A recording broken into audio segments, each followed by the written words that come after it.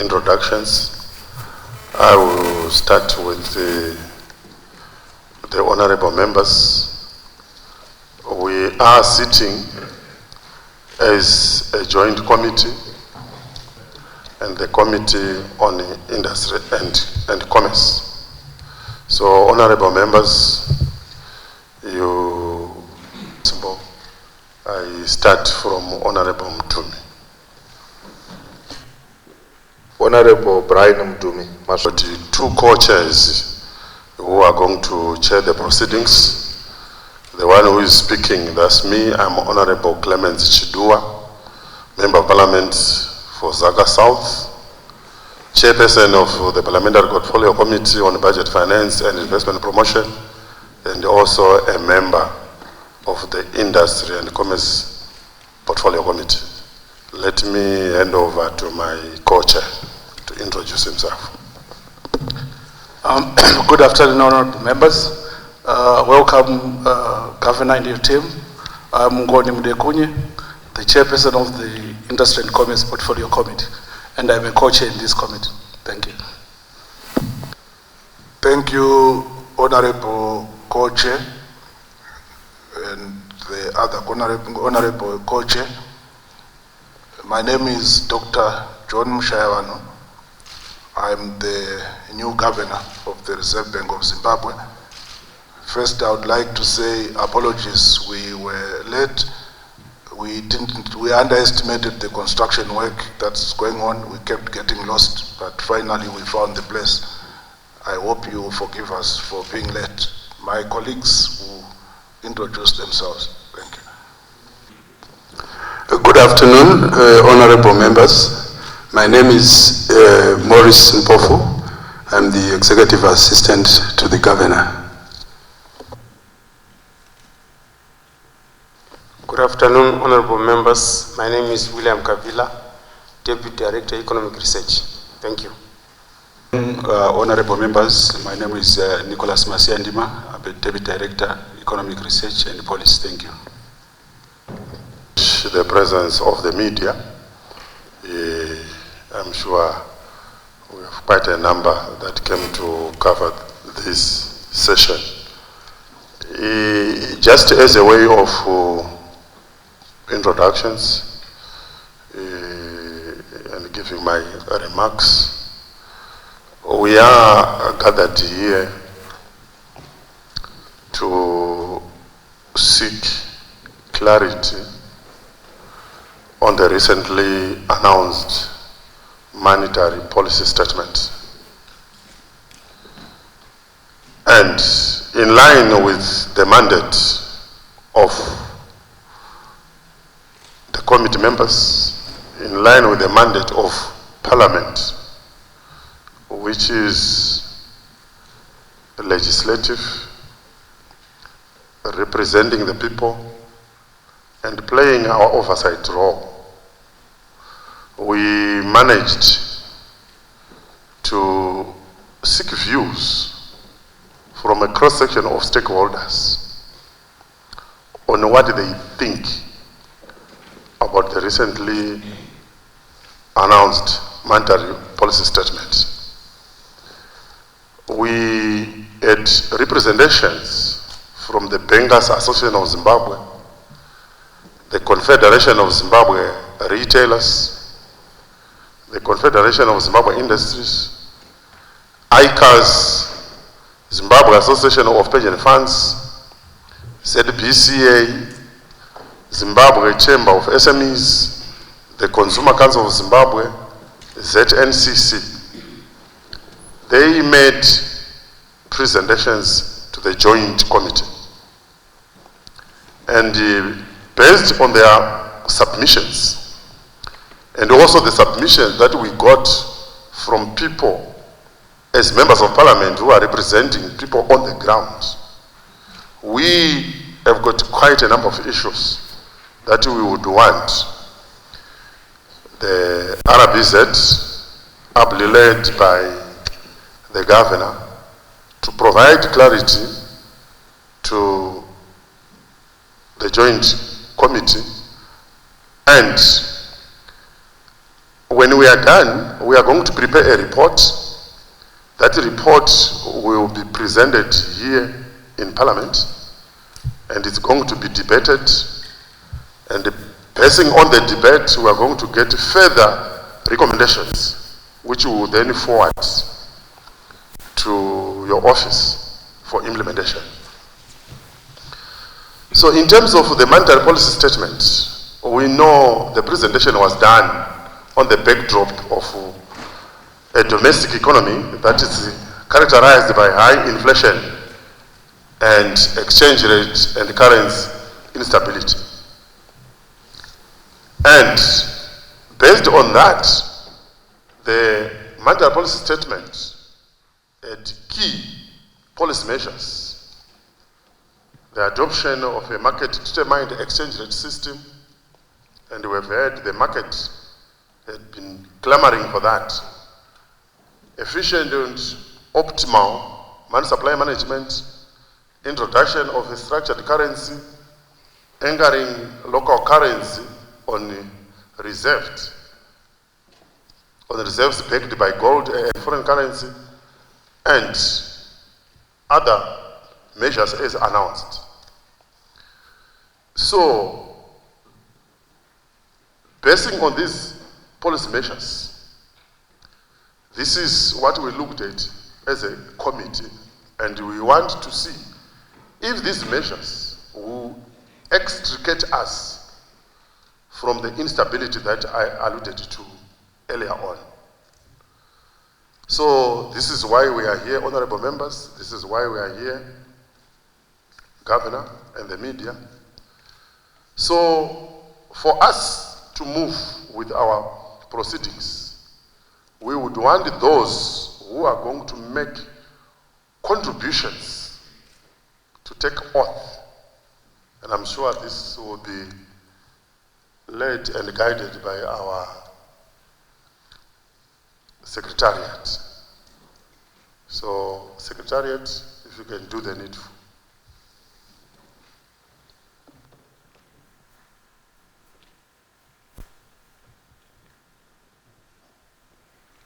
The first question. Governor, when the August House set, I think it was it in February, we demanded for an explanation on why the exchange rate was volatile, why the inflation rate was going up, and the explanation that we got from the executive was, let's wait for the monetary policy statement. But it took time for the monetary policy statement to be presented. I think we asked for this statement. We were promised maybe in February, thereabout, but it was only presented on the 5th of April. So my question is, did you do enough consultations? And what really caused the delay in the announcement of the monetary policy statement? So you can take that one, and then we will move on a question by question basis. It's over to you, Governor. First, let me say that I was told by His Excellency the President that I was going to be the Governor of the Central Bank on the 11th of September 2023. And from that time, I started preparing to do the job and holding consultations. I and my team, my incoming team, consulted widely. As I have said before in my presentations, we consulted CZI, who were here with you yesterday. We consulted the Chamber of Mines. We consulted other business organizations. we consulted civil society, we consulted union leaders, we even sought assistance from some consultants who were generously offered to us by some of the multinational organizations that are operating. If I may digress, I heard yesterday that people were now saying the structured currency that we introduced was given to us by the World Bank. That is not true. We got a consultant seconded to us by the World Bank who assisted us in getting further information on the structured currency. And that enabled us to refine our thoughts on that currency. But maybe that was a digression. From the point of view of consultations, as you can see, honorable members, we consulted far and wide. My official announcement as governor of the Reserve Bank of Zimbabwe was made on the 28th of March. That is when I was supposed to start work, and that is when I started work. But work had been going on in the background, as I said. We then proceeded to put together the monetary policy statement that we presented on the 5th of April. The delay, therefore, honorable members, was because we had to consult. ZIG is a new structured currency. ZIG is anchored on gold, platinum, other metals that we produce as a country, including cash reserves that we have. This is the first time in this country such a currency has been launched, and we needed to make sure that we have covered all the issues that may arise as a country launches a new currency. So, in a nutshell, honorable members, that is the reason why the monetary policy statement was delayed and was only issued on the 5th of April, 2024. Thank you so much, Governor. Yes, I see. My question to the Governor, Dr. Mushayavanhu. The first monetary policy measure speaks of the adoption of the markets determined exchange rate system. We are under a transparent and discovery mechanism known as the willing buyer, willing seller program, the WBWS. My question on that now is, do we have enough currency to supply to the market on demand? And my second part question to that is, does the willing buyer, willing seller rate going to hold, given that the value of ZIG is derived from the international gold market, apart from domestic forces of demand and supply? Governor, please. Thank you. Thank you, Honorable. As I stated in the monetary policy statement, currently the central bank has got plus or minus $285 million worth of reserves to anchor the ZIG currency. The breakdown of these reserves is that we have plus or minus $100 million in cash and 185 million worth of gold, representing about 2.5 tons of gold. Now, that is enough to anchor the currency. Now, as far as the foreign exchange to support ZIG is concerned from a day-to-day trading perspective. First of all, we have the 100 million US dollars in cash and notional balances that I mentioned. Then, going forward, government is going to be purchasing the 25% surrender requirement from exporters. And of that 25%, half of it, 50%, is going to be sold back in the market to the banks to ensure that there is foreign exchange liquidity in the market, so that any importer, any person who wants to pay for a service outside the country will be able to access foreign exchange from their bank. So I can assure you, honorable members, that we have enough currency to support ZIG and ensure that the exchange rate remains stable. You also asked if the rate is going to hold, given that ZIG is derived from the gold price. Let me clarify this issue.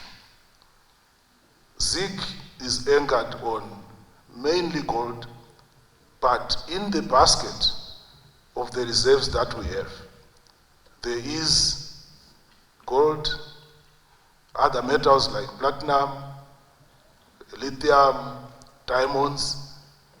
However, when we collect such metals as lithium, diamonds, etc., in the form of royalties from the mining community, we immediately convert it into gold. But over and above that, we have also got the foreign currency balances that I mentioned. So the exchange rate of ZIG is not going to be determined solely by the price of gold, because there are other commodities in the basket that comprises the reserves. So the exchange rate is going to be market determined on a willing seller, willing buyer arrangement. This has been happening since we started trading ZIG on the 8th of April up to today. We have been publishing daily figures of the exchange rates, and you would have seen that ZIG has strengthened. Coincidentally, also because the price of gold has strengthened, but the rate itself has been purely determined by market forces. As the central bank, in the background, while the market is trading, we are also tracking the exchange rate using the gold price. We have what we call the gold price implied exchange rate. And it has also been moving more or less in tandem with the exchange rate that has been determined by the market. In the event that we find that the rates are far apart, it is the prerogative of any central bank to intervene in the market by either selling US dollars so that you influence the rate, or buying US dollars so that you influence the rate. So going forward, that is how we are going to manage the rate. But I must emphasize that by and large, the exchange rate is going to be purely market determined. Willing seller, willing buyer. Thank you. Explanation, it appears there are two rates, if I got you well, which is the weighted rate determined by the reserves, gold and other values, and also the market determined rate. So if there's a variance, whether small or big, what is going to be the obtaining rate? What is the market going to use? And secondly, we have had problems with the other market. I didn't quite hear you talking about the diaspora remittances. I've heard about the exchange surrender requirements, but we've noticed that the other market plays so much with the diaspora funds, and that's where the other mid rates come from. How are you going to address that? Thank you, Governor. There are other follow-up questions. I can take those. Honorable Mazonika. Okay, thank you. I appreciate that the governor has indicated that we have got $285 million worth of reserves, and also we're going to add through 25% export surrender requirements. But if you look at the 25% export surrender requirements, you realize that half of that is going to support liquidity in the banking sector, and the other is going to support the reserves at RBZ. My question therefore is, if you look quantitatively, looking at the exports of 2023, if you look at the merchandise exports of 2023, they were around $8 billion US dollars. So I was just trying to do some little math to see how much reserves we will be having at a particular point. 25%, assuming that this year, 2024, we project to have the same 8 billion in light of declining mineral products, declining commodity prices, as well as the induced drought. Assuming that we are going to have the same 8 billion as exports, merchandise exports, and 25% of that becomes surrender requirements, we are likely to have 2 billion worth of reserves, of which 1 billion will then go to RBZ to support the reserves, the foreign exchange reserves. So if you look at this 1 billion plus the 285 million that we currently have, assuming that we are at the same point, do you think that it's enough to meet the demand for imports in a year? Because normally what we've seen from the last year, you realize that the current reserves that we have, as well as the expected surrender requirements, will not meet the expected import burden. What is your comment on that one? I submit. You asked what would happen if the exchange rate as determined by the price of gold is different from the exchange rate as determined by the market. The exchange rate is going to be market determined.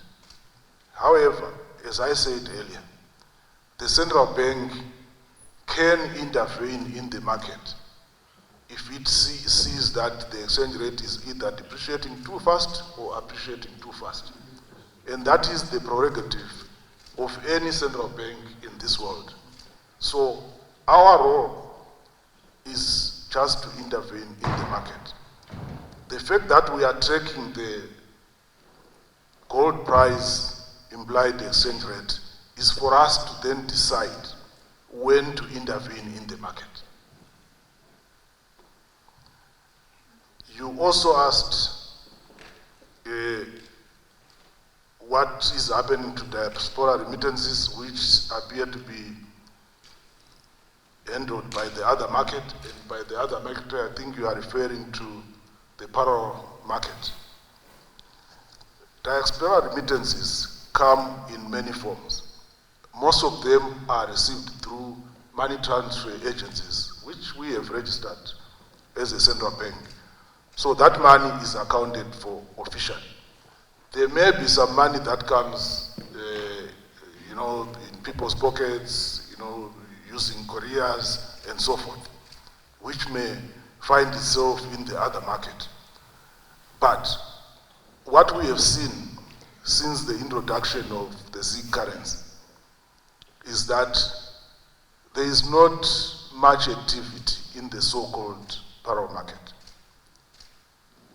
We tested it ourselves. People who advertise exchange rates without the capacity to trade. We have seen people saying, my exchange rate is 20, for example. And we have sent people and said, okay, we want to buy 100,000 US dollars at your rate at 20. Where do we put the ZiG? And the person disappears. By the way, we are not going there as ourselves. We send people like FIU anonymously, and you find that there are no trades. From 8 a.m. to 8 p.m., the person will be saying, I'm putting together the money. But by the end of the day, there will be no trade. This is why I have said in the past that we should not allow the so-called parallel market rates to determine what happens in the mainstream business, because these are very minuscule amounts that are traded there, if any.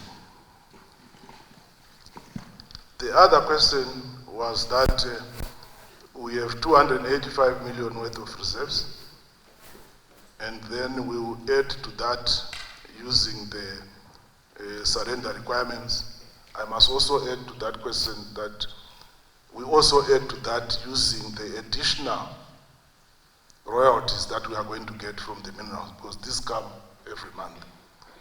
But your question was, 2023 exports were 8 billion, 25% of that is 2 billion, that is correct. If that same scenario is repeated this year, 1 billion goes to RBZ and government to boost reserves and to meet government obligation, and the other 1 billion we sell back into the market. And then you said, is this enough to meet the imports for the year? What you are forgetting, Honorable, is that we are in a multi-currency regime.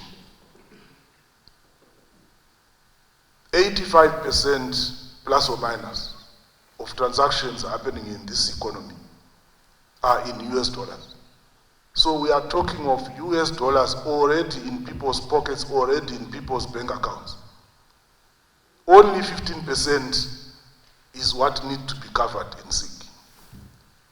Therefore, when you talk import cover, you should not just confine it to 15% of the economy, which is being transacted in SIG.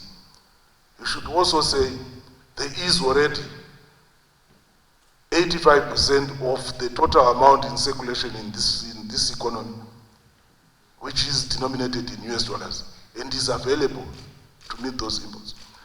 There are some companies with import requirements who, even in the past when we had auctions, they never came to the auction floor because they already had foreign currency from their trading activities. So it is not correct to just confine import cover to the ZIG component of the currency. As we said in previous explanations, with the 100 million US dollars cash and notional balances that we have as central bank, if we wanted, overnight, we could completely dollarize this economy by buying back all the SIG. If that were to happen, Honorable, just to come back to your question, would you still be talking about import cover when the whole market now has US dollars? I'm just saying that so that I demonstrate the fact that we already have US dollars in this market to meet imports to an extent of 85%. It's only the 15% that we have now covered in cash and gold reserves. Thank you, Honorable. Honorable Matsayi. Thank you, Chair. From the information that I have gathered, I've realized that the Zimbabwean formal banking sector is around 2 to 2.5 billion US dollars in circulation, of which 1 billion has been lent out by those banks. So, assuming that I'm collecting all that 85% that you are referring to, I'm not sure if I leave anything outside that. If I add all those deposits by the banks, that 2.5 billion plus the 2.285 million plus, are we still safe? That's my last question. Thank you, Chair. I hear you that you had tried to check on the trading on the parallel market. But I just want to ask you, because it's small things that ruin matters. Currently, Governor, the small players that are participating on the parallel market tends to influence, especially the general public, because economics generally is more perception than reality. And my question to you is to say, given the mechanism where we now find that the rate on the parallel market is above 20%, is above 20 compared to 13.6, small as it may be, what is it, Governor, that is you believe is actually the missing link because we don't seem to have, for the small players do not seem to have the confidence or even the need or the edge to go to the banking sector to try to look for the forex, because the general talk is that the banks are not yet ready to supply with them with the little forex that they may want. So how do we, and how do you as the central bank maintain that? Because I believe that, yes, you can talk of huge transaction of 100,000 US. It may be difficult for the parallel marketeers to supply. But what about the small transactions that are happening, which now become the trend that the exchange rate is above 20? You said government purchases 25% of the export surrender value. And the RBZ will then get 50% of the 25%.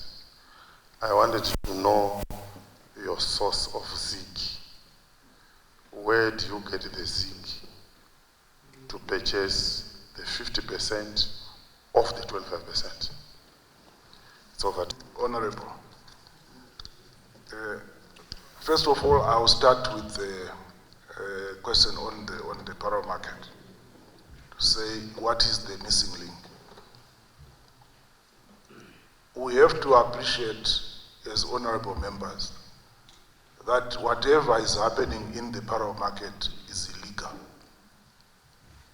because people without a license to trade currency are trading it. And whenever anything is illegal, it comes with a premium. That's the first point I want to make. The second point I want to make is that there is lack of information on the part of the ordinary Zimbabwean, especially in this new era of the structured currency.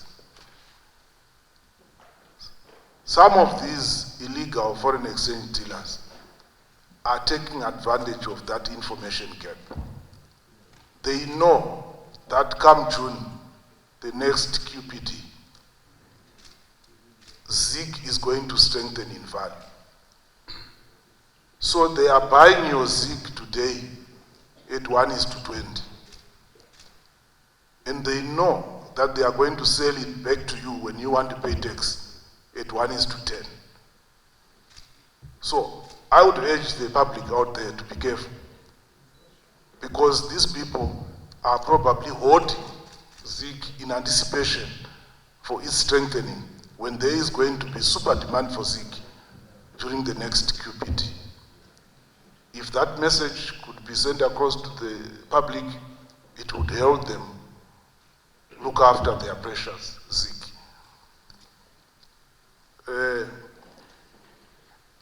Honorable, you said government purchases 25% of export surrender and RBZ gets 50%. Where is the source of ZIG for the RBZ to buy the other half?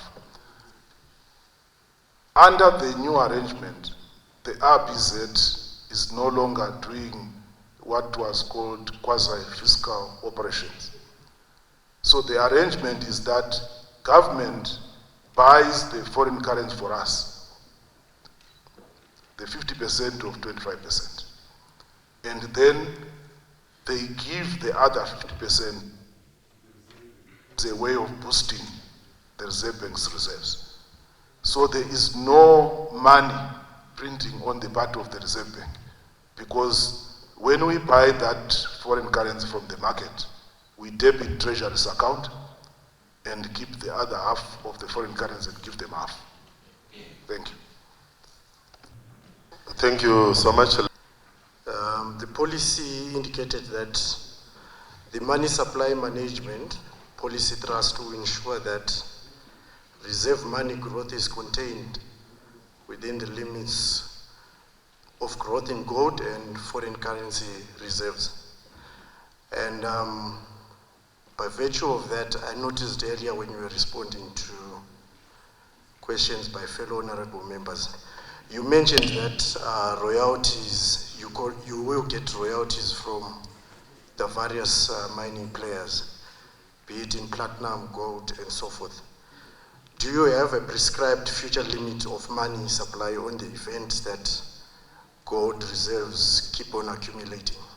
That's one. And my second part to my question is, will you continue to print money as long as you have the reserves? And lastly, can you assure and guarantee citizens that you have discipline in printing money? I submit. Thank you. Thank you. We did say in the monetary policy statement that any future increase in money supply will be met by a concomitant increase in reserves. And that we are going to stick to. Do we have a limit as regards money supply? No, we don't have a limit. Any increase in money supply will also be a function of increased productivity in the country, will also be tracking inflation and other variables. But the one constant that is always going to be there is that at whatever point, the amount of money in circulation will be less than the amount that we have in reserves. Like currently, we have 285 million in reserves, but we have only got 80 million US dollars worth of ZiG in circulation. It doesn't follow, therefore, that if reserves are 300 million, money in circulation has to be 300 million. Produce money in the system as and when the economy demands that we do so.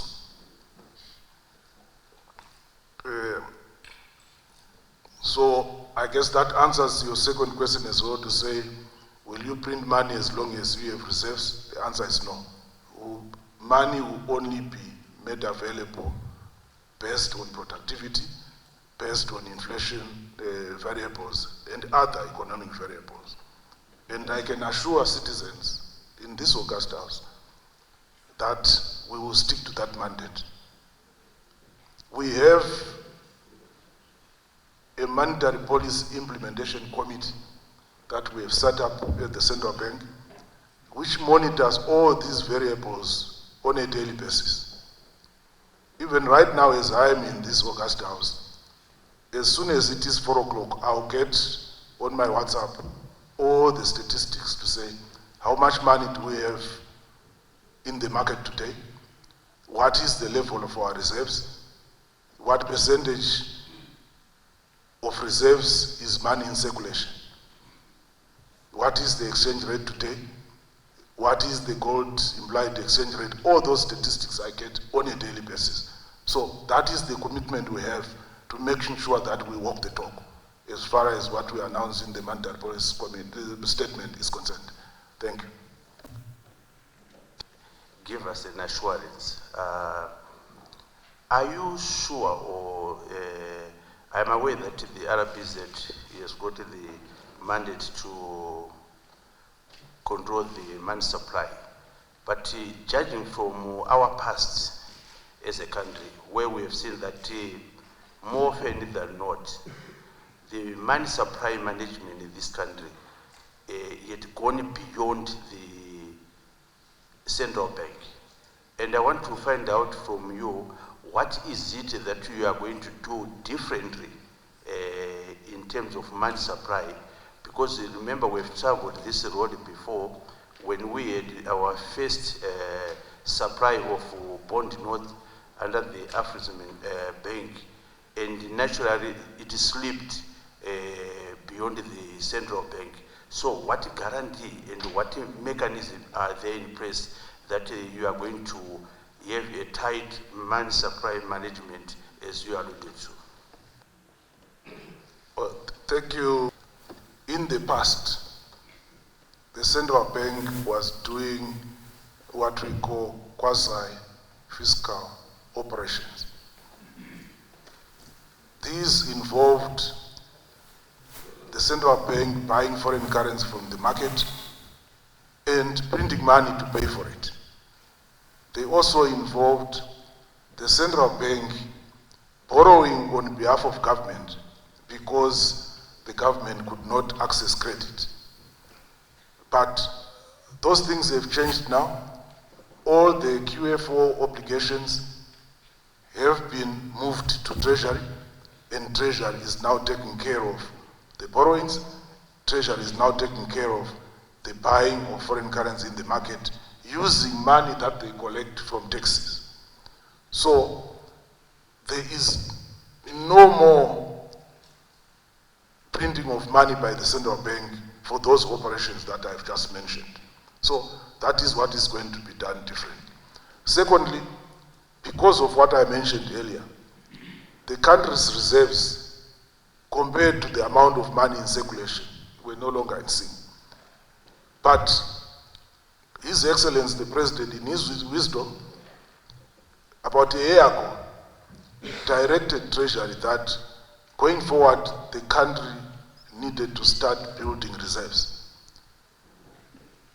That is when he directed that royalties be paid in kind to the central bank. And over the past 12 months, we have been painstakingly building reserves. And therefore, we are now starting in a position where the reserves are more than the currency in circulation.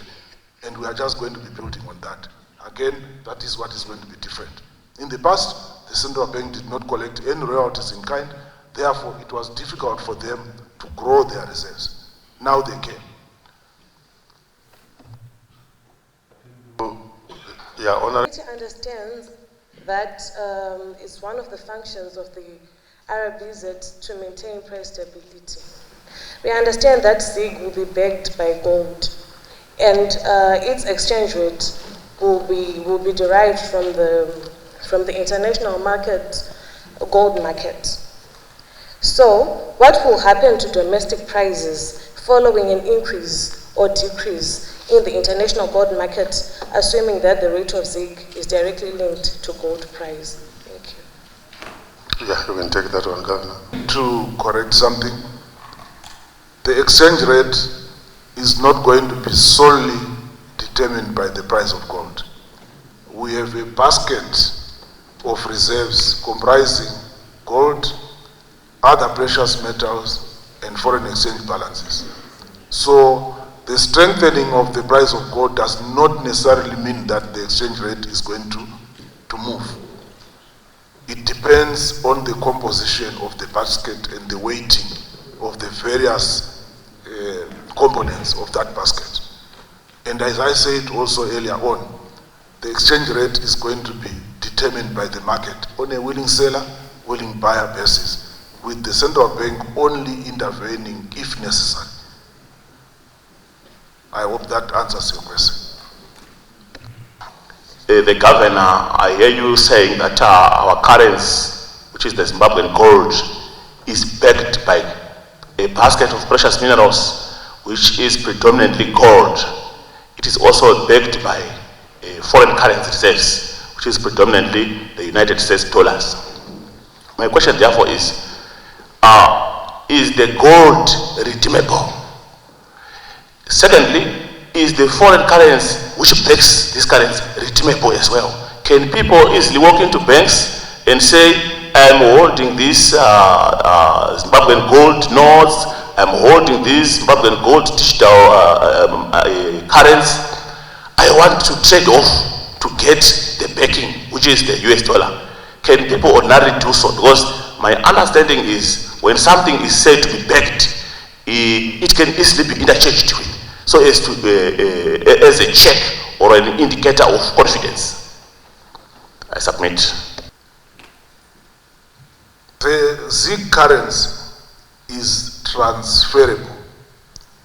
What I mean by transferable is that if you have a foreign obligation, let's assume you have a son or daughter at a university outside Zimbabwe, you should be able to go into your bank, ask them to debit your ZIG account, and give you foreign exchange to pay that obligation. If you want to import something, you should be able to go into your bank, ask them to debit your ZIG account, and make a foreign payment. We cannot make ZiG convertible into gold. In other words, you come to the bank and then you'll be given your ounce of gold. I think that would be untenable. Also, if we allowed a situation where someone could just walk into a bank and say, here's 10 ZiG, I want US dollars put in my pocket, effectively we'll be dollarizing the economy, and that is not what we want. Honorable members, I want to say to you that for a country to grow, you need to use your local currency for domestic transactions. And we are starting at a point where we are 15% domestic. Ideally, we want to move that to maybe 70-30 by year end in favor of US dollars, maybe 60-40 by next year, and maybe 50-50 by 2026. That way, you will begin to see growth in this economy. The US dollar is a strong currency.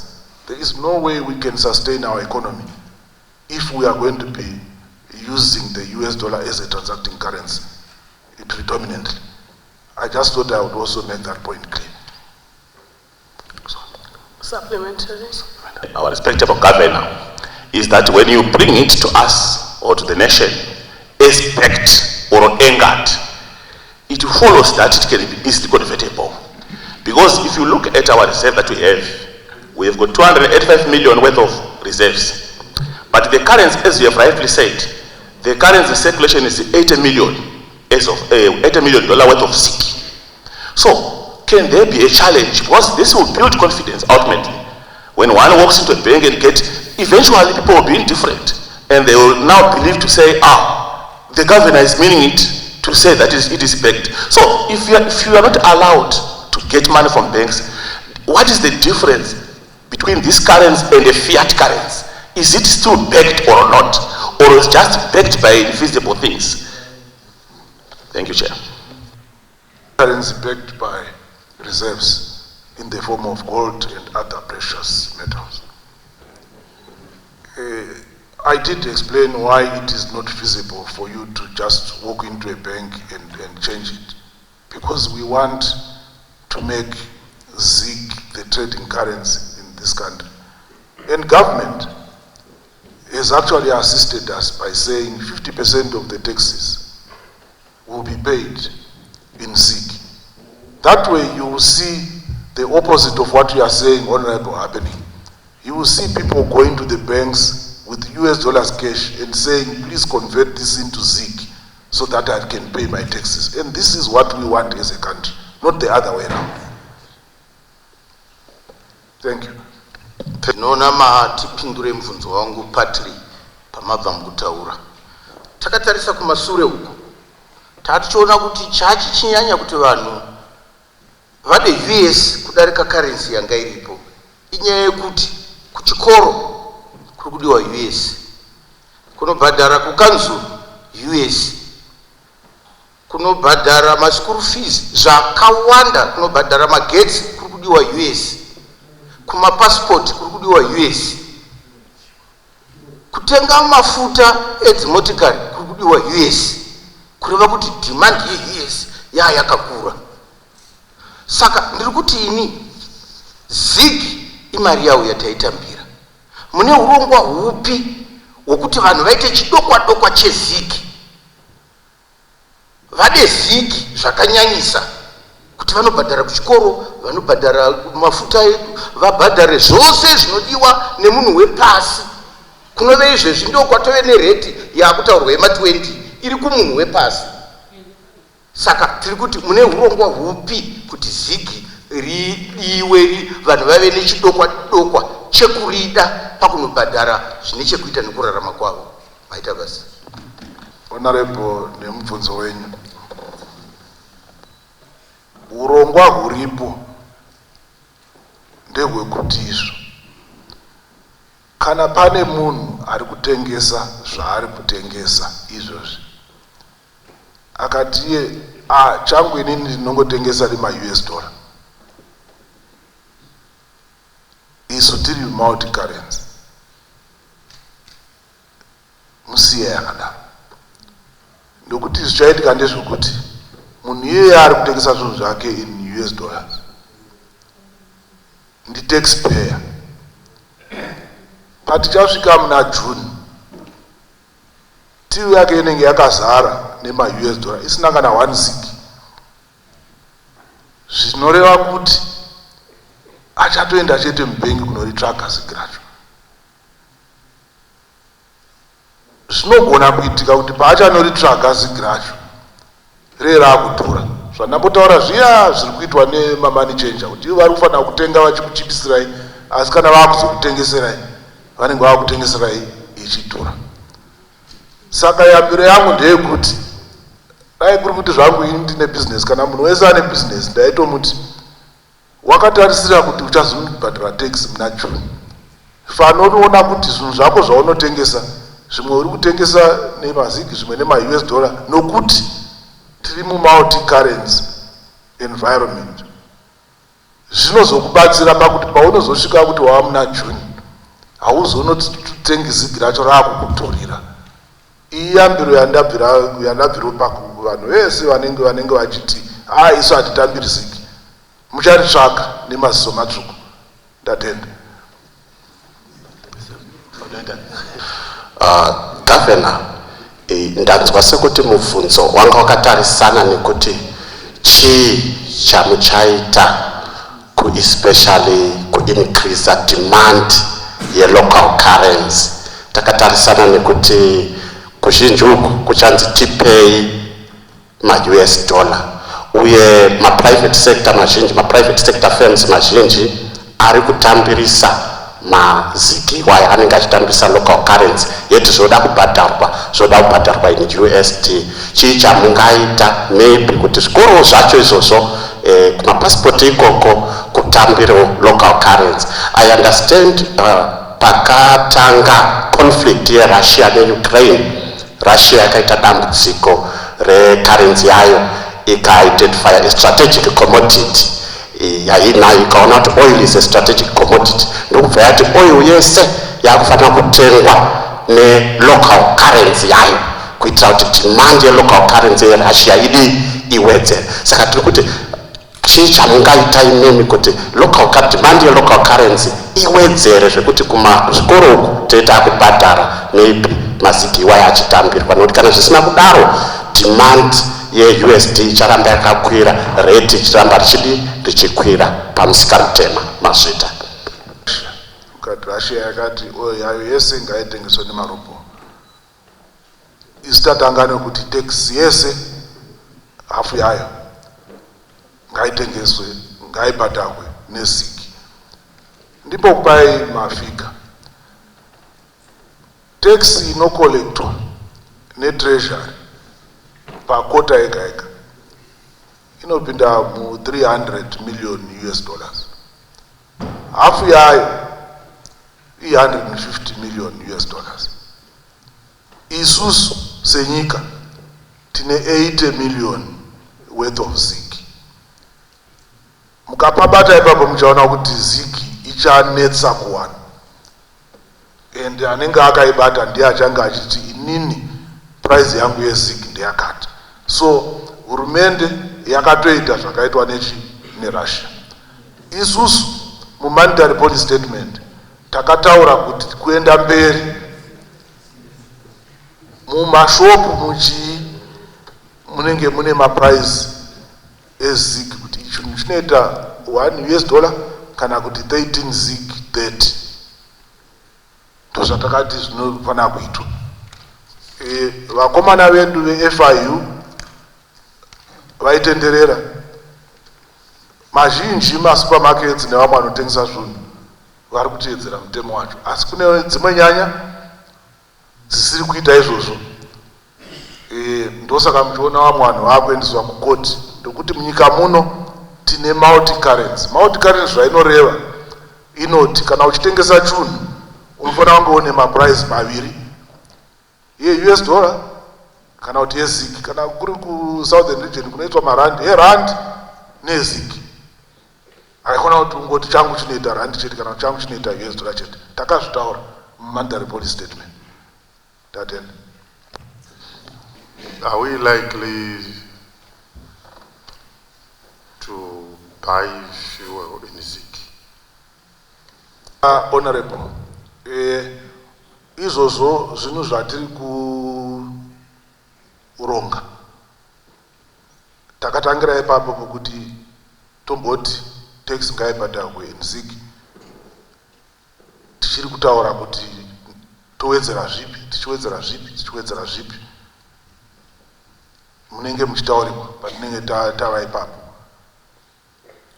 zvinhu zvikawandisa zvese zviri kubhadharwa neziki ndambotaura inini kuti mueconomy honorable 85%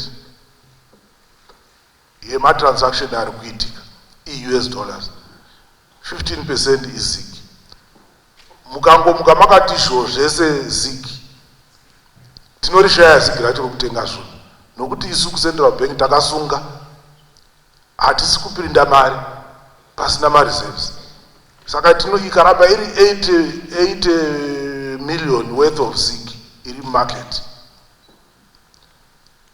zvinhu zvese zvakunyinga zviitwe ziki panotoita dambudziko rokuti munezenge maakutidaidza futi kuno kuti tachikumbira kuti mupirinde mari toti aiwa isusu mareserves edu hazvisi kuwirira nereshu yedu saka tichiti tiite chiita mbichana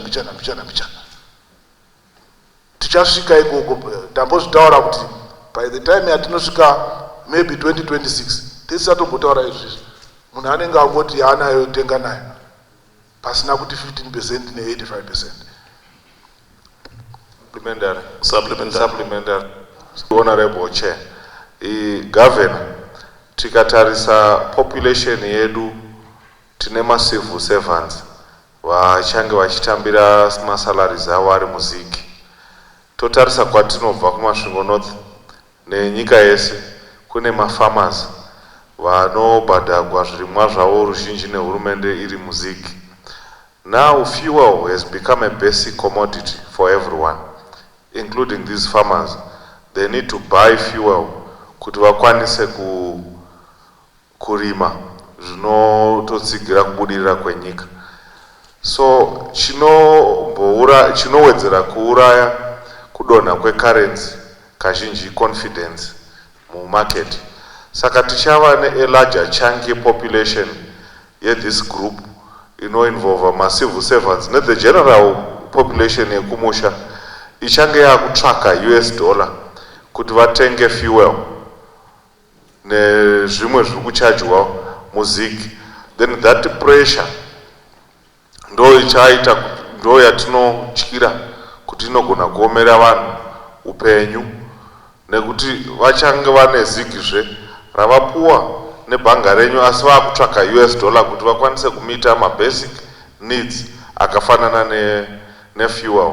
So in most cases nekuda kweku US dollar racho rinenge raakudhura kuwana ndo dzimwe nguva zvinokwidza maredzi. Saka ndaikumbira kuti muconsider Governor uye muti kuti pamaka prioritize zvinobhadharwa neziki, I think fuel should have been one of the most important or the key issues. Tinotenda, Honorable Chair.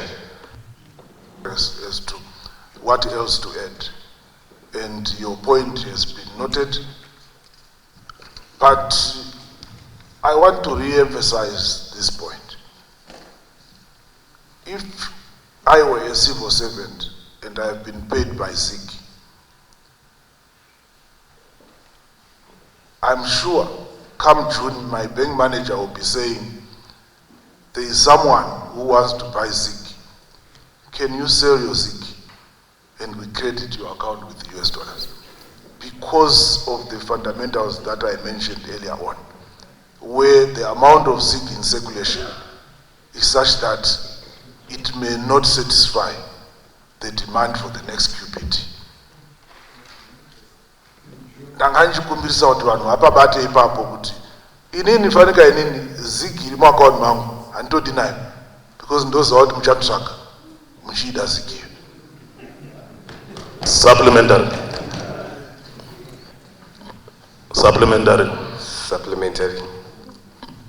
Chair. Yes, Honorable. Honorable Changre. Okay. Thank you very much, Governor. $80 million worth of ZIG in circulation. And if that is to continue, in fact, you said that you are tightening the screws so that there's no more money printing. Now you said, come June, the companies are required to pay 150 million in ZIG. And yet we have only 80 million circulating on the market. Will this not force you to print more money so that there's enough money? Because even if the US dollar is to come is to 1:1 because of demand, but still there's going to be a shortfall of ZIG. 70 million will be short just on the taxes alone. Thank you. Governor, it has taken long to introduce the ZIG notes, leaving the country without liquid currency, making it so difficult for ordinary citizens to survive, especially in getting change. And also, there's only the US dollar as the currency or the foreign currency in circulation. Other government departments have no change, especially the Zenara and the courts have no money for witnesses' expenses. I think you need to expedite the introduction of the notes so that the ordinary citizenry do not suffer. Thank you. I just want to find out what is the economic reason why we still have to, as a country, we still have to buy fuel in USD. I just want to find out, and also as passport as well. I just want to find out the economic reason why we still have to do that. Thank you very much. To the other questions and the responses we have been given by the governor, he mentioned that they are making an effort to promote the use of ZIG. But we have a situation where you have IMMT being 1% for foreign currency, which is the USD, and 2% for ZIG. That is like you are encouraging the use of Forex when you want to promote transacting in ZIG. Are you going to make an effort to address the anomaly by reducing the IMMT for ZIG maybe to 1%? Thank you. I submit. Will this not force you to print money? Well, honorable members, this is a good problem to have. I like it. Why do I like it? First of all, we have reserves worth 285 million. So we can easily inject the required difference and will still be within our reserves. We said we are not going to allow money in circulation to be higher than the reserves that we have. But guess what that will do? When we release this ZIG, you will be giving us your US dollars as treasury. So you give us US dollars, we give you ZIG. And what does that do to our reserves? It's increasing them in US dollars. That's why I said I can't wait for that day, honorable members. That's the day when I'm going to be the happiest person in Zimbabwe. And that's the day when people will learn a lesson that when you get sick, keep it tight. Because when you need it, it will be very valuable.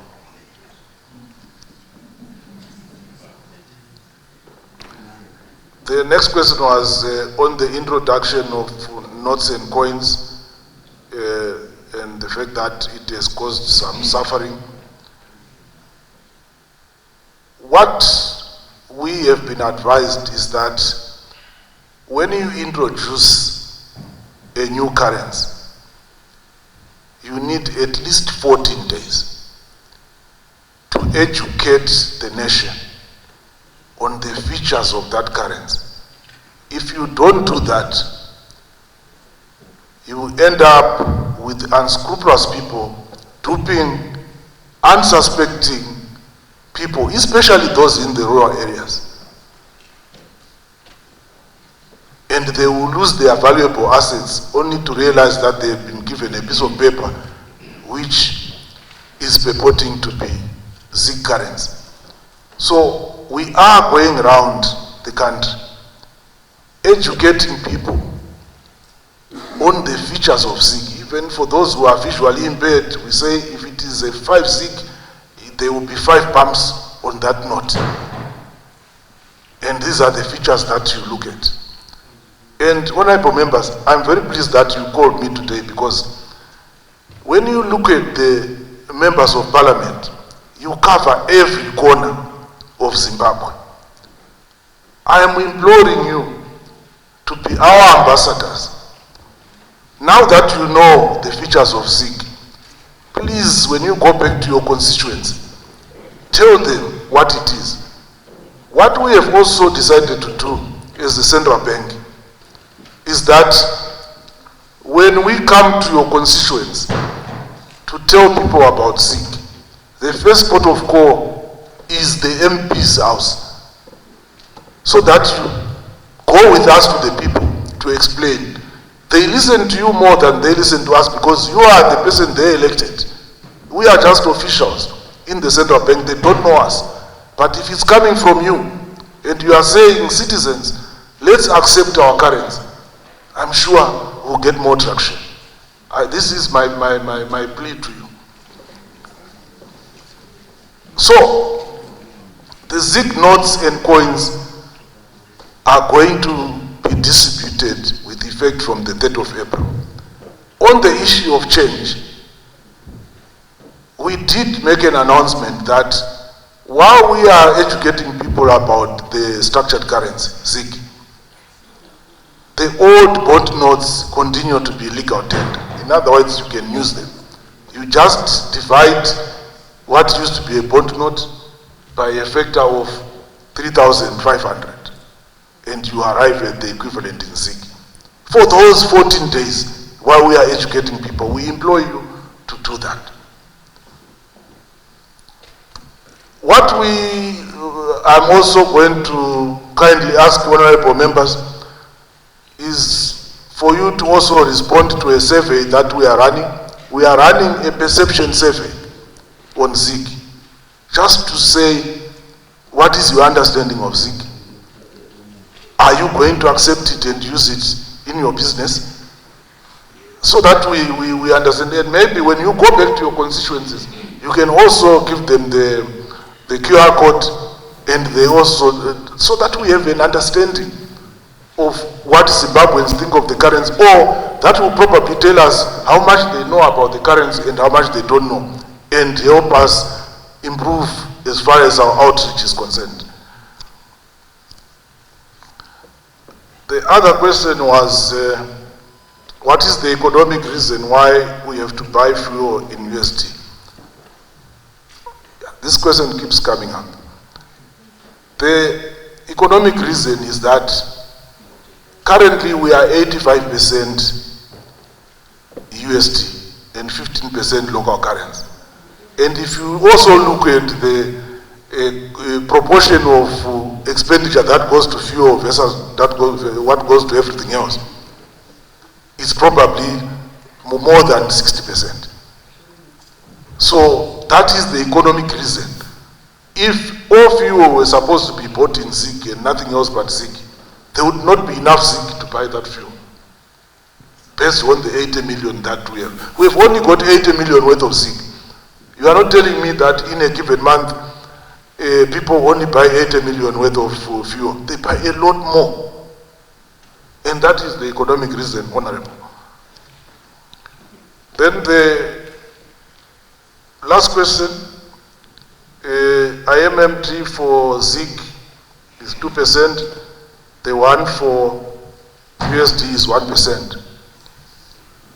I'm pleased to say that we discussed this with the Honorable Minister of Finance, and he has agreed to standardize the rates, because it was beginning to create a situation where there is an implied rate for ZIG arising out of the tax differentials. So that is going to be standardized by the minister very soon. Thank you very much. I just want to respond to what the governor has been highlighting, to say that he wants the honorable members to be ambassadors of ZIG. This is actually quite unfortunate that he now wants us to be the ambassadors of ZIG. Yet in the first place, he was told that he was going to be the governor on the 11th of September. There was never consultation with the same members of parliament that he now wants to be ambassadors of ZIG. So this is really the point that you raised, Honorable Chair, when you first asked the question about consultations, to say, are we part of the critical stakeholders as members of parliament? If we are part of the critical stakeholders, why is it the governor never bothered to appear before the committee of budget to then consult or then to say this is what he's intending to do, than for us to be at the tail end, you know, of the, to be the last people to know about ZIG, and now calling him before the committee, because we represent the people, and now he wants us to be the ambassadors of ZIG. Yet in the first place, there was never consultations with any members of parliament. He consulted with the business, with the chambers of commerce, and so forth. So this is just, you know, a point that I really want the governor to also respond to say, why should we be the ambassadors of ZIG? Yet in the first place, he never, you know, approached us since his appointment as the governor. Thank you. Thank you, Honorable. First of all, I officially became governor on the 28th of March. If I had come to you on the 15th of September, you would have said to me, who are you? But I was able to interact with those in the society that I was used to interacting with, who would not ask me in what capacity I am making those consultations. If I had been announced as governor on the 11th of September, in fact, you would have called me to this committee. It is unfortunate, Honorable Mamobe, that as a citizen of Zimbabwe and as a representative of the people who elected you, if you say you don't want to be an ambassador of an important, groundbreaking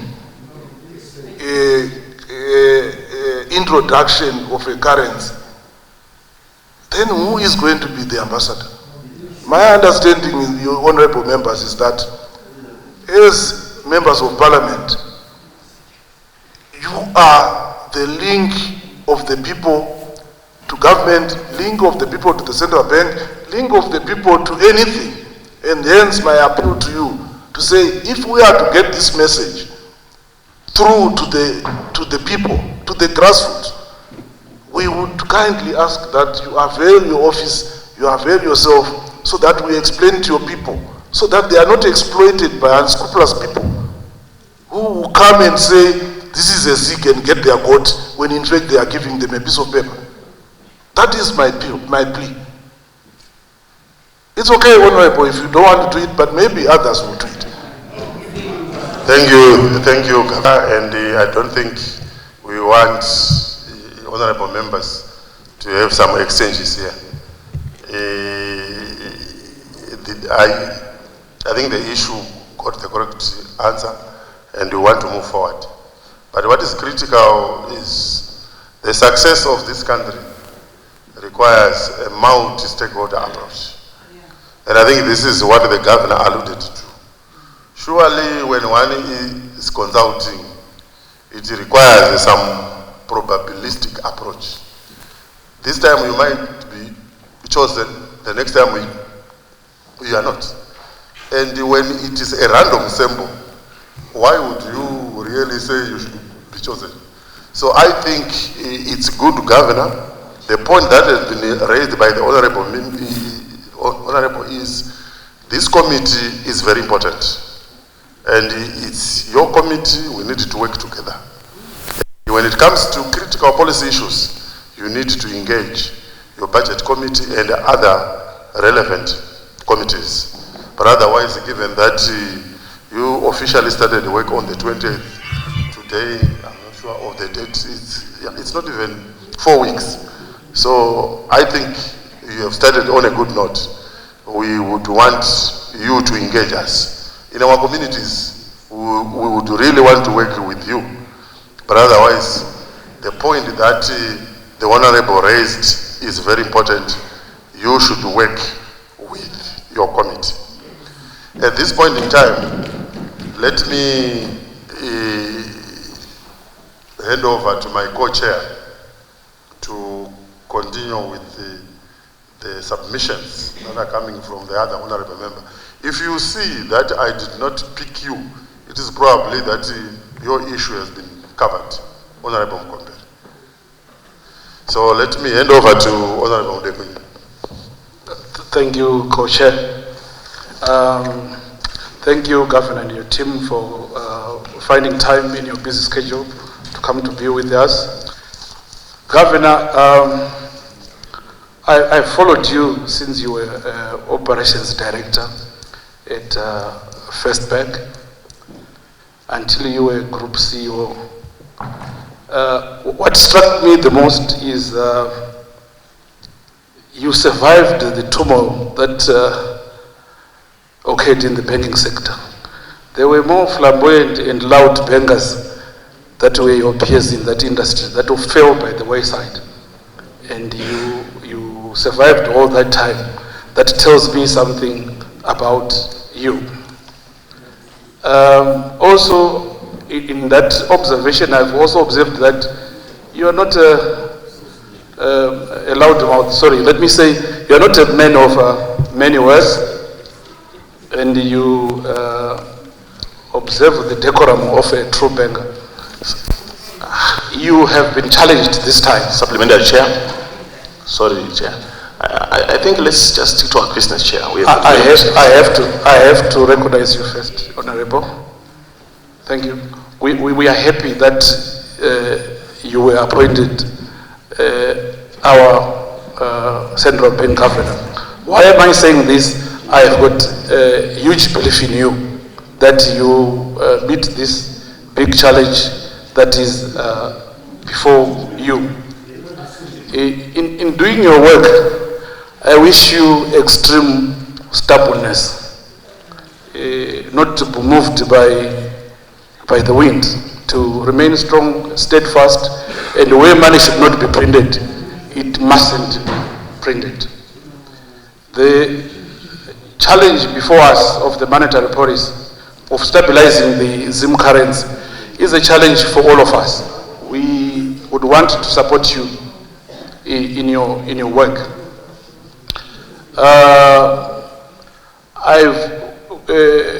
From following the questions that have come to you, there's been a sort of what I would think it's a bait for you to declare immediate de-dollarization. Please be more stubborn and resist that. Let there be gradual de-dollarization, especially starting with the products that have a local component going to the extreme end where the product is 100% imported. But in doing so, there is a challenge of confidence in the market. People have been banned before. And point of order, Chair. Not recognized. People have been banned before. Guys, we are not here to listen to, we are here to ask questions to the governor. We need clarifications. And I think you are wasting time talking about things which are not necessary, Chair. Please, can you allow us to ask pertinent questions? We need to go and tell the people, to explain to the people how things are going. The governor is here. We should utilize the governor. We've got many pertinent questions that the governor should help us.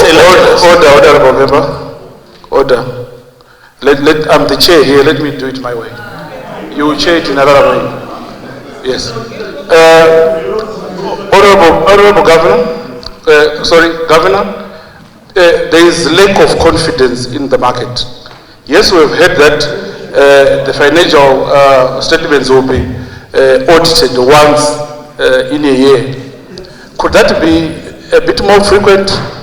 And all these other economic indicators that you said they come to your phone every 4 p.m. How often can members of the public access them? Because we've got economists, we've got industrialists, we've got a wide array of people that need to be informed by the same statistics that inform you in your decision making. They want to know if the reserves that you refer to are still there. They want to know the level of money supply. They want to know various economic indicators. So that is my first question to you. My second question is, when you say tax will be paid 50% US dollar and 50% ZIG, does this tax include payee? If not, is it something that can be discussed with the Minister of Finance to include payee in there so that we can widen the demand for ZIG? Also, it has also been observed that most of these regulations that you put about multi-currency are only observed in official channels, and we've got the tax shops and everywhere.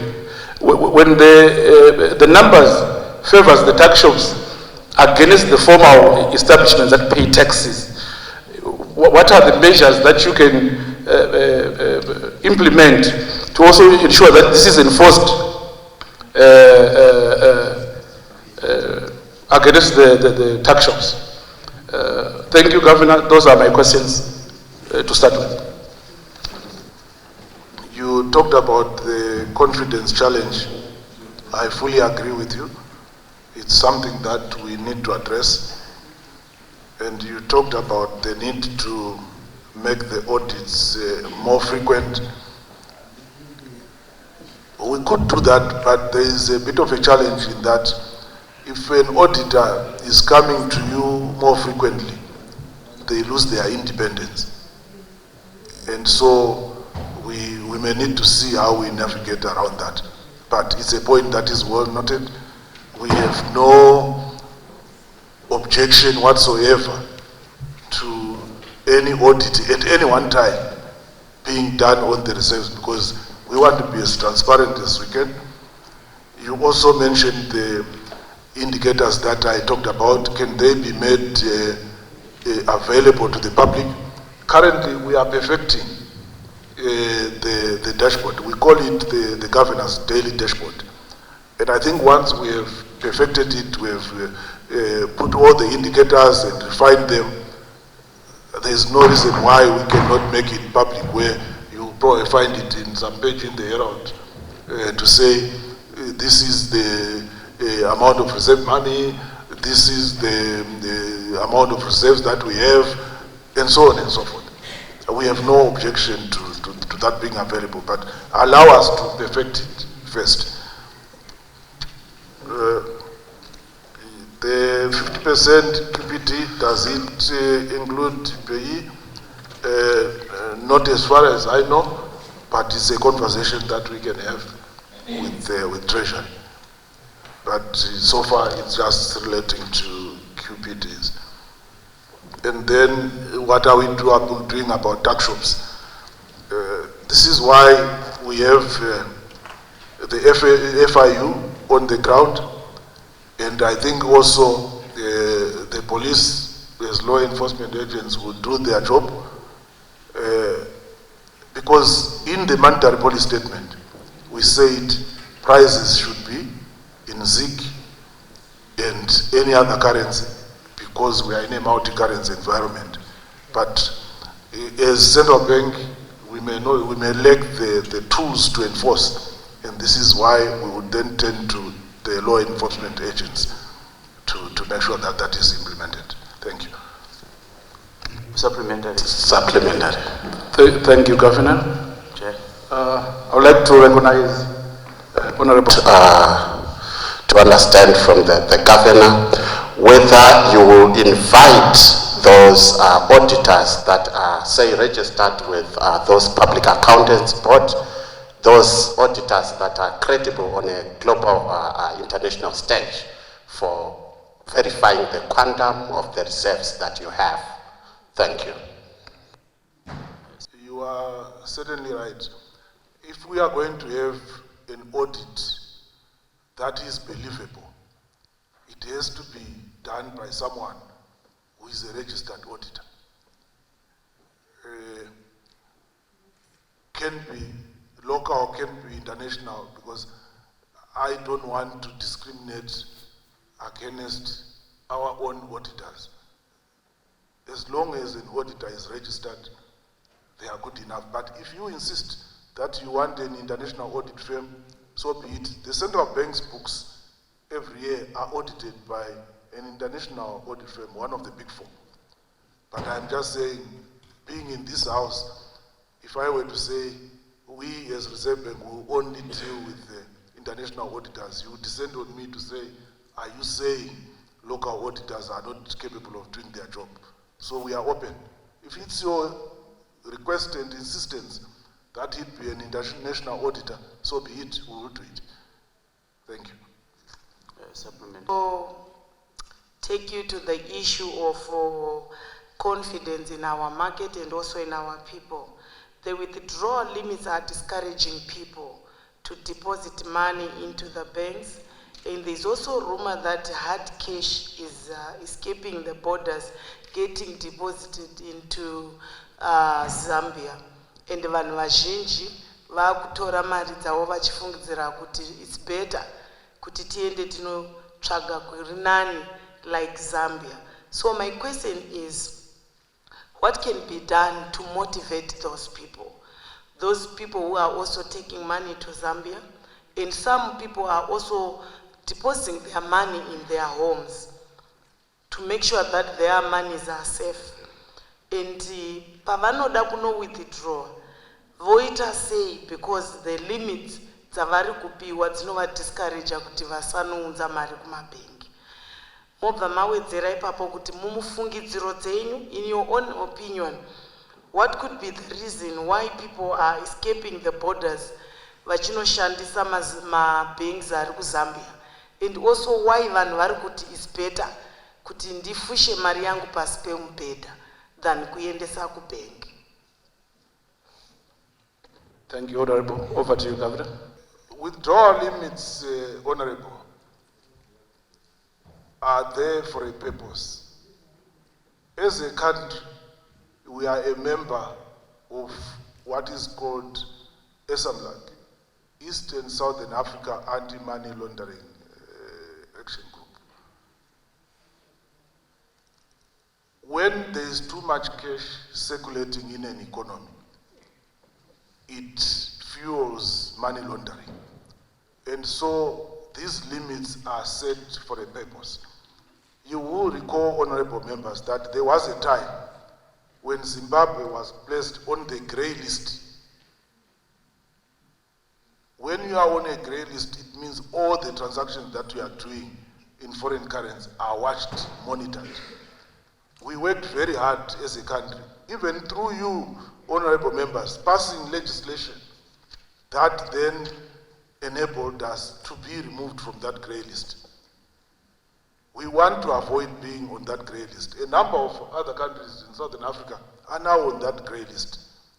And believe you me, honorable members, it's not comfortable when you're on that list. It's not easy to transact. So the withdrawal limits that we are putting in place are in line with international standards. You also again touched on the issue of confidence, Honorable Kareni. Why are people preferring to bank their money under mattresses? Why are they wanting to cross the border and bank it elsewhere? And it's an issue that we try to address in the monetary policy statement. The issue of bank charges is one that is a painful issue as far as Zimbabweans are concerned. And we are engaging with the Bankers Association of Zimbabwe. You will see that in the monetary policy statement, we had a whole paragraph devoted to bank charges. And I did mention that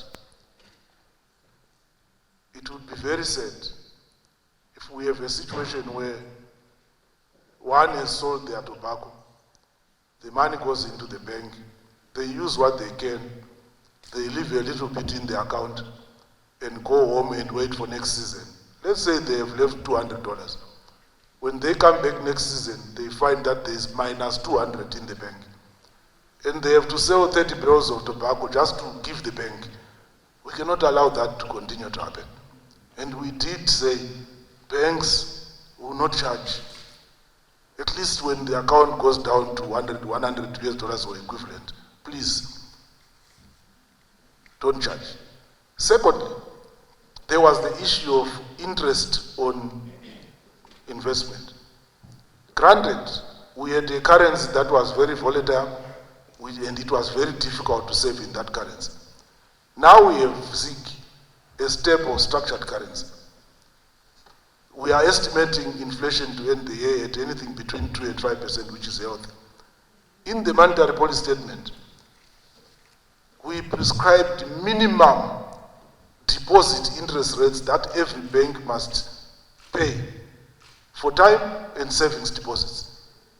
So if you go to your bank and say, I want to move the money that's in my current account into a time deposit or into a savings deposit, you will be paid that interest as a minimum. And we gave that guideline as a minimum, not as a maximum that banks must pay. If we address those two issues, we will see money moving from mattresses to banks. It's not safe to keep money at home.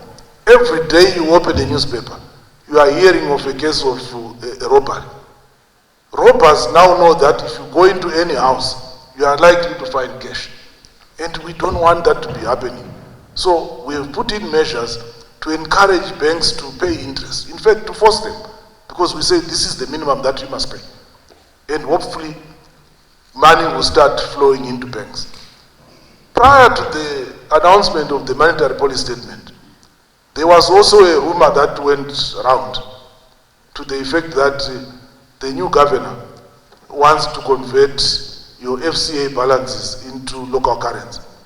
And I said, where is that coming from? We announced the monetary policy statement. We have not done that.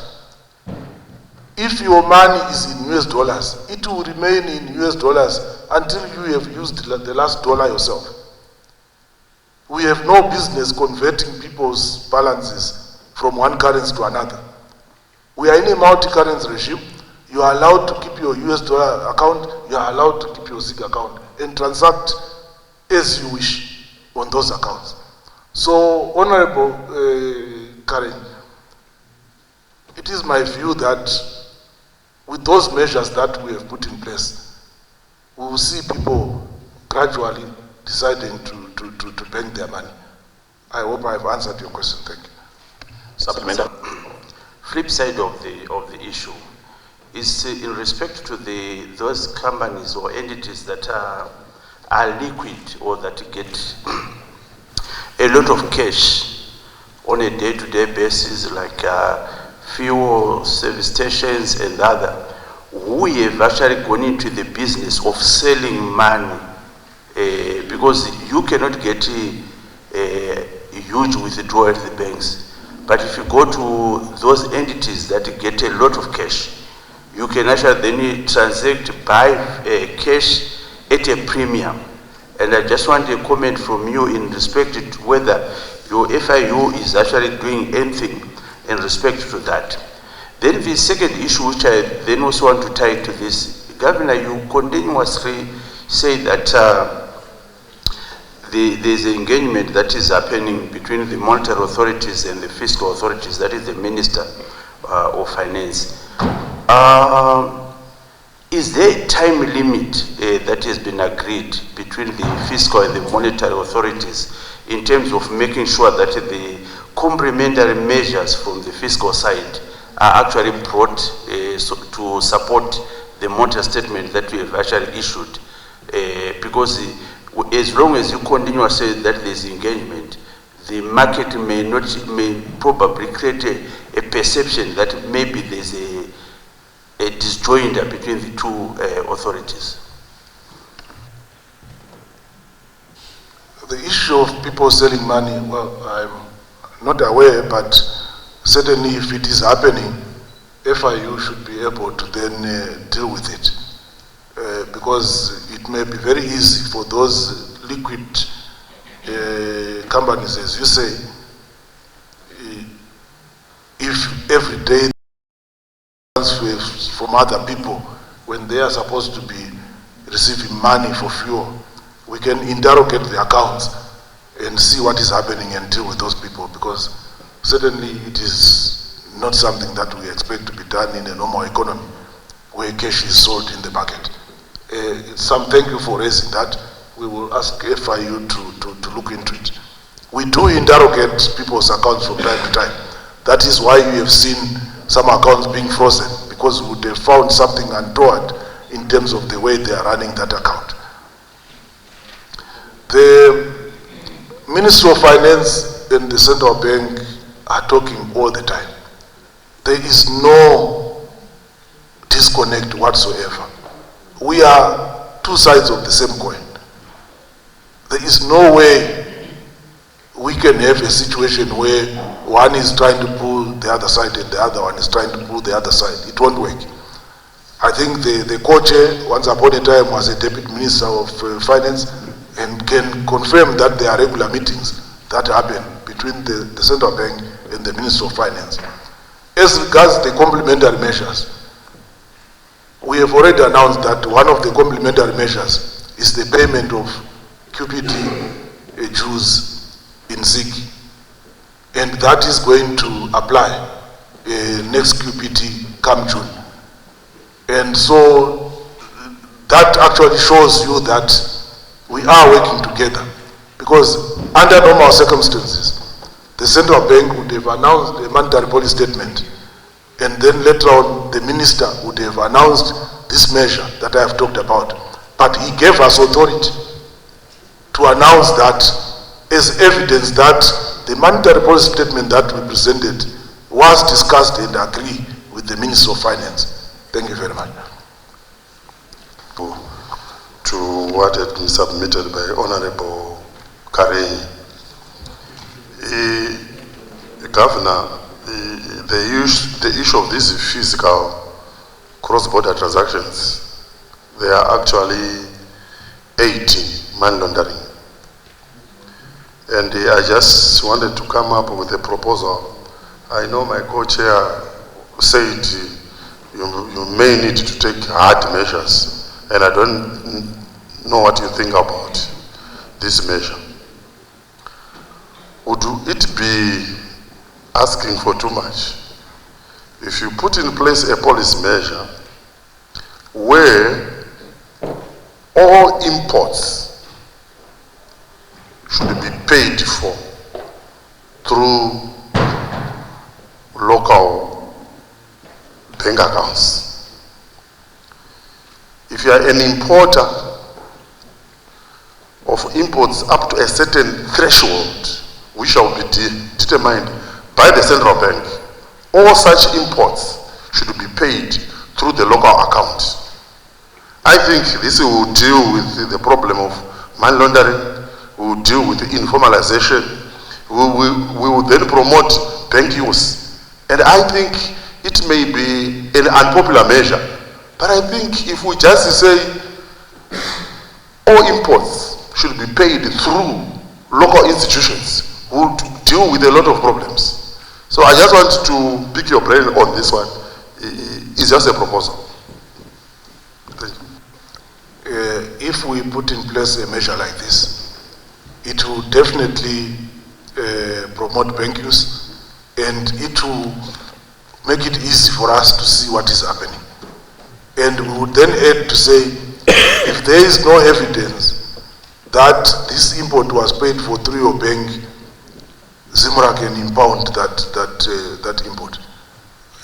Certainly something that we will look at, and we would also discuss with our parent ministry, the Minister of Finance, but it's a very good idea. Thank you, Honorable. Supplement. My question to the Governor, I am more interested in understanding the policy preparatory work that was done by the Governor's office. The instant freezing of people's account after the presentation of the monetary policy disturbed, daily operations of citizens, as they could no longer make any purchases. During the weekend of the 5th of April, citizens could not buy electricity and other necessities in shops for a week or so. Governor, what was the rush in aborting the old currency when clearly not everything was in place? You have also notified the nation that ZIG notes and ZIG coins will only be available end of April. Why did you fail to give citizens and stakeholders notice and let them prepare for the new currency? I submit. What happens when you are introducing a change like a new currency is that if you give notice, people will start taking positions and it will disrupt everything. So this is why you will find that even the statutory instrument that gave life to ZIG as a structured currency was only released by government printers 5 minutes into my presentation of the monetary policy statement. That is because we wanted to avoid where people will start switching balances and do all sorts of unscrupulous activities. So, when we announced the monetary policy statement on the 5th of April, banks were now required to convert all balances into ZIG. We started with balances that were in banks. We deliberately announced the monetary policy statement on a Friday because we wanted to give banks the weekend to do the conversion. But with any exercise, banks are using core banking systems that are supplied by vendors. And for you to convert from one currency to another, you need the cooperation of the vendor. Some of the vendors only availed the conversion scripts late on Saturday afternoon. And that is why banks then went into Monday with some of them not being ready. But I'm pleased to say that banks worked around the clock, and within about 4 days, all balances had been converted to ZIG. People were able to transact. Such inconvenience is regretted, but is not uncommon in a situation where you are changing currency entirely. Some people might think it's as simple as dividing the ZIG balance by 3,500 and just run a script which says divide everything by 3,500. But it's more complicated than that because these systems talk to each other. If you look at a loan, for example, you can't do a wholesale conversion of loans because each loan is a separate contract, and therefore the system has got to go into each loan contract, look at what the terms are, and convert those. So that is what caused the gridlock that happened during the weekend of the 5th. We did announce immediately after we announced the monetary policy statement that bond notes would continue to circulate while we are educating the market on the new currency. And this is why, as I said earlier on, ZIG notes were not released on the 8th of April or on the 5th of April, because we are still undergoing the process where we are educating the market. The money is there. Even these are the ZIG coins. I've got them here. Everything is ready, but we have to educate the market on the features of this money before we can release it to the market. Thank you, Honorable. Supplementary. Thank you, Governor. Supplementary. To order, we start with a word of prayer, and I will ask Honorable Kare to pray for us. Tinokutendai Mwari muzuva rinonzi nhasi. We thank you, Lord, for your love. We thank you for this meeting, my Father. As we come before you, Mwari,